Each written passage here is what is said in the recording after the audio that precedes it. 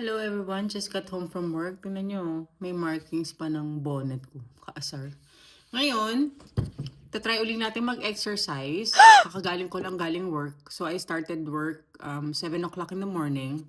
Tapos 12 in the afternoon right now. So ngayon, mag-exercise tayo. Kasi kailangan pagka tinatamad kayo, halimbawa ay magre-relax na lang ako sa couch or higa na lang ako. You interrupt that thought, diba? Interrupt niyo yun. Tapos, just start doing it for like maybe 2 minutes. Kasi 80% of the time, once you started, you will finish it anyways. Or like you will continue doing it anyway. So ngayon, bilang nai-inspire ako kasi lagi ko nakikita yung tropa ko, si Jen na nasa Japan. Jen Lopez, shout out to you, Master Lodi. Magja-jumping rope tayo. Ready? Ready!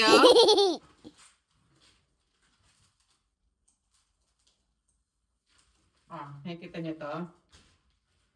Diba? Buhol-buhol pa siya. So, parang ayoko na. Kasi buhay-buhay naman. Char lang. Tutuloy natin. Okay? You don't have to do it very long. Kahit mga ilang minutes lang just to start. Sige, try natin Ay, puta. Ayoko na. Pagod na ako. Sige, bukas ulit. Kasi kailangan naman daw pag nag-exercise, kailangan gradual lang, di ba? Hindi naman daw kailangan persahin mo yung sarili ko. O, di ba? Yung mga ganun lang. Konti lang, tas bukas ulit. Okay? Exercise pa. Tamad din pala. Daming kagaguhan. O siya, sige, bukas na tayo magkwentuhan. Papahinga muna, kain muna.